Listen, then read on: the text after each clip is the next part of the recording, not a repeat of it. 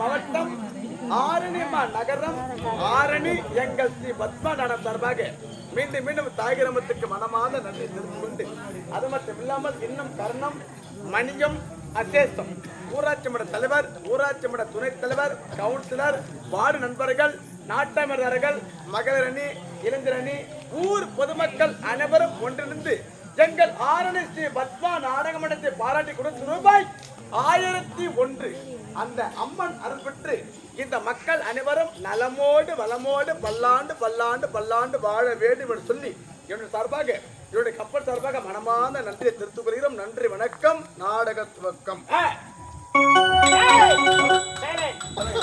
அன்பார்ந்த பெரியவர்களே, தேவராஜ ஐயா அவர்கள் எங்களுடைய நாடக மன்றத்திலே காமெடி வேடம் நடத்தி கொண்டிருக்கும் இருவருக்குமே ஆளுக்கு 500 ரூபாய் கொடுத்திருக்கின்றார். அன்னார் குடும்பம் ஆள்போல் சகித்து அறிவுபோல் வேறு ஒன்று மூங்கில் போல் சுத்தம் பெற்று பால் வளத்தோடு கல்வி வளம் பெற்று மிக சிறப்பாக அம்மனுடைய அருள் பெற்று பல்லாண்டு பல்லாண்டு பல்லாயிரத்தாண்டு பல கோடி 100,000 ஆண்டு வாழ வேண்டும் என்று அம்மனை வேண்டி வணங்கி கேட்டுக் கொள்கிறேன். அதே போல் எனக்காகவும் 501 கொடுத்திருக்கின்றார். அன்னார் குடும்பம் மிக சிறப்பாக வாழ வேண்டும் என்று இறைவனை வேண்டி வணங்கி கேட்டுக் கொள்கிறேன். நன்றி, வணக்கம்.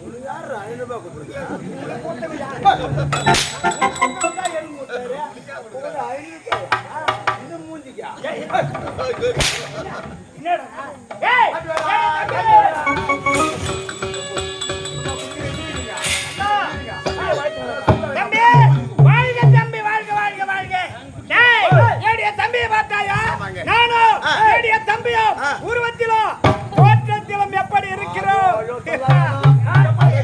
இப்படிப்பட்ட அழகு எங்கேயுமே பார்க்க முடியாது. கிளி கொஞ்சம் நாய் நக்குது. அழகு உருவத்தை பத்தியாடா? முனி அது செம்முனி, நாங்க ஜலாமீனி, பால் முனி. நீ நீல முனியா?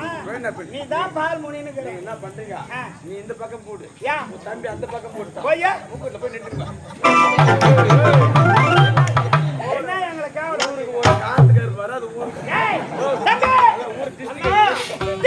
சென்று வந்தாயே தேவர்களோ அசுரர்களோ நம்மை பற்றி என்ன பேசுகிறார்? செல்ல சமத்திலே தேவர்களும் அசுரர்களும் கை கட்டி வாய் பத்தி மாலாசுரன் வாழ்க வாழ்க என்று பரிமாறு சொல்லிக் கொண்டிருக்கிறார்கள். அப்படியா? எங்கேயுமே நம்மளை தூற்றுபவர் கிடையாது, போற்றுபவர் தான். இருந்தாலும் நம்மை பார்த்து போற்றுகிறார் என்று ஏளனமாக இருக்கவே கூடாது. ஏனென்றால் தேவர்கள் சூழ்ச்சிக்காரர்கள் எத்தனையோ சூழ்ச்சி மார்க்கங்களை செய்து நம்முடைய இனத்தாரை அழித்து வந்து கொண்டே இருக்கின்றார்கள். ஆகையால் நாம் வரம் பெறாமல் இருக்கின்றோம். உரத்தோடு இருந்தால்தான் தேவர்களை வெல்ல முடியும். ஆகையால் இப்பொழுதே கைலாயம் சென்று சிவபெருமானை கோரி தவம் செய்து வேண்டிய வரங்களை பெற வேண்டும். உலகத்துக்கு கண்கட கடவுள் யாருக்கா தம்பி மக்கள் அனைவரும் போற்ற வேண்டும்.